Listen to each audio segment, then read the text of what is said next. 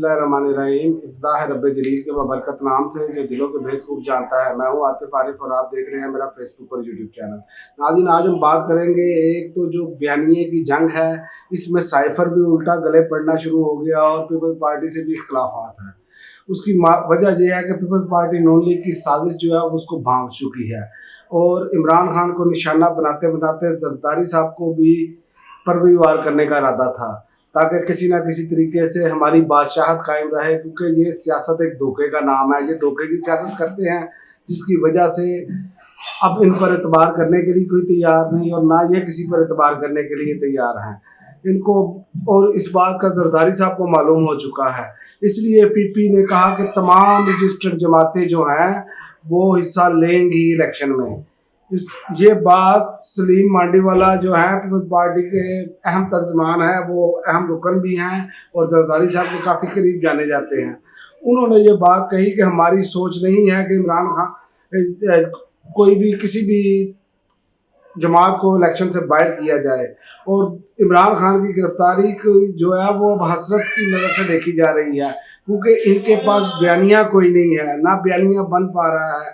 क्योंकि इनको अब बहुत जल्दी है किसी ना किसी तरीके से इमरान खान को गिरफ्तार किया जाए। उसकी वजह यह है कि इक़्तिदार में थोड़े दिन रह गए हैं, आगे इक़्तिदार ख़त्म है, फिर उसके बाद इनकी अब करतूतें भी सामने आनी है, जो कि अब आनी शुरू हो गई हैं, उस पर आगे चलकर बात करते हैं। लेकिन इमरान खान की गिरफ्तारी इनके लिए मुश्किल होती चली जा रही है। अगर गिरफ्तारी हो भी जाए तो वो ज़मानत हो जाएगी, क्योंकि इससे पहले आप देखें कि जितने भी इन्होंने सियासी कैदी गिरफ्तार किए हैं उसमें तहरीक इंसाफ की लीडरशिप भी शामिल है, लेकिन ट्रायल अभी तक शुरू नहीं हो सका। और ये निगरान हुकूमत के आते ही इंटरनेशनल प्रेशर बढ़ेगा कि उनको छोड़ा जाए, क्योंकि उनका तो ट्रायल भी शुरू नहीं हुआ और जमानतें होंगी, ये छोड़ना पड़ेगा। बोगस केसेस हैं, जैसे डॉक्टर यास्मीन राशिद है, जैसे सनम जवेद है, जैसे शहरयार अफरीदी है, जैसे अली मोहम्मद खान है, बेशुमार नाम है। सिर्फ कोशिश ये की जा रही है किसी तरीके से वादा माफुआ बना लिया जाए, और इन अकल के अंदर को ये भी नहीं मालूम कि वादा माफुआ पीछे कुछ होगा तो फिर ही वादा माफुआ की कोई काम आएगी ना। आप प्रेशर के जरिए बंदूक कनपटी पर रखकर आप कहें कि आप किसी को वादा माफुआ बना ले, तो ये मुमकिन नहीं है। और ये एक और आपको मैं बात बता दूं कि हुकूमत ने एक इलेक्शन करवाया, सर्वे करवाया है हुकूमती इदारों ने, उसमें तो इनकी जान ही निकल गई है, इनके पैरों तले जमीन निकल चुकी है। क्योंकि केपी और पंजाब में अभी तक क्लीन स्वीप है, अभी तक इनकी कोई दाल नहीं गल रही।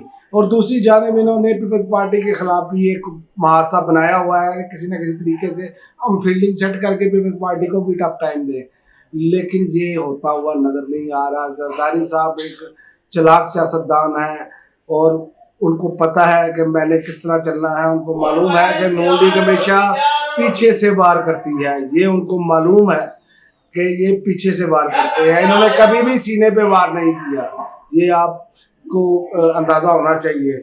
और दूसरी जानिब अब नून लीग साइफर वाले बयानिए पर आई है। अगर ये भी इनका नाकाम हुआ है, पहले दिन ही जबरदस्त हो गया।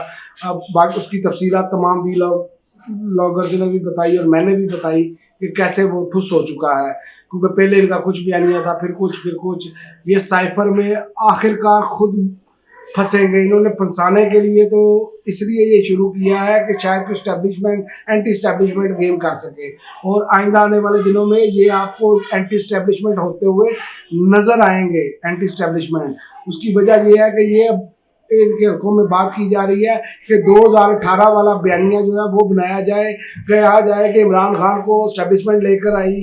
तो इनको ये मालूम होना चाहिए कि अगर 2018 में इमरान खान को एस्टैब्लिशमेंट लेके आई है, तो ये दोबारा जो आप चोरों का टोला आया है, ये कैसे आया है? ये भी तो एस्टैब्लिशमेंट लाई है, कैसे भेड़ बकरियों की तरह लोगों को खरीदा गया, ये भी सबको मालूम है।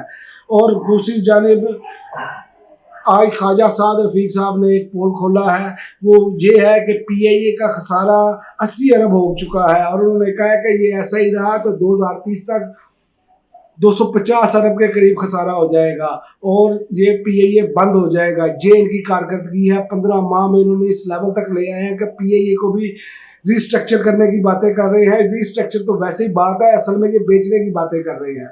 ये चाह रहे हैं जाते जाते इस मुल्क का जो कुछ रह गया है वो भी बेच दिया जाए, क्योंकि इनकी कारकर्दगी कोई नहीं है। और दूसरी जानिब इनके बारे में जो बातें आ रही हैं, नैब इंक्वायरी में अब शुरू हो चुकी है। पंजाब मुफ्त आटा स्कीम में 20 अरब रुपए की करप्शन का इंकशाफ है। और मैं आपको बताऊं कि इंक्वायरी तेज कर दी गई है और 50 लाख थैले जो है वो मंजरे आम से गायब हैं। ये इनकी कारकर्दगी है। और दूसरी जानिब ये इमरान खान पर किसी ना किसी तरीके से कोई ना कोई केस डालकर नहल और गिरफ्तार करने की इनकी जो ख्वाहिश है वो ख्वाहिश ही रह जाएगी। अगर ये गिरफ्तार कर भी ले तो फिर इनको इमरान खान एक इतना का मजबूत लीडर मिलेगा कि इनको चारों सूबों में क्लीन स्वीप नजर आएगा। अभी तो 2 सूबों में ये खुद सर्वे करवा चुके हैं, क्लीन स्वीप है। और सिंध के भी शहरी इलाकों में इमरान खान की मकबूलियत का ग्राफ ऊपर है। और बलोचिस्तान में भी यही सूरत हाल है। इतनी सीटें उन्होंने बलोचिस्तान में से भी निकाल लेनी है, लेकिन अब इनके पास चारा कोई नहीं है। ये वापस आएंगे, वोट को इज्जत दो पर दोबारा आएंगे कि वोट को इज्जत देनी चाहिए। और आखिर में मैं आपको ये बताता चलूं कि ये जाते जाते एक और वारदात कर रहे हैं, मीडिया पर मजीद कदम लगानी शुरू हो चुके हैं। आइंदा आने वाले दिनों में आपको नजर आएगा एक ऐसी कानून साजी, और जो लफाफे सहाफ़ी हैं वो इस पर कभी बात नहीं करेंगे। उनकी हड्डी मुंह में गई हुई है, जब तक वो हड्डी निकलेगी नहीं वो बात नहीं करेंगे। और ये आपको जाते जाते ये वारदातें सारी डालते नजर आ रहे हैं। और इसके बाद जैसे ये जाएंगे, इनकी करप्शन की कहानियां 15 माह में जो आई हैं सामने, आप पिछली को भी भूल जाएंगे। अब तक के लिए नाज़रीन इतना ही, इजाजत दीजिए। अल्लाह हाफ़िज़।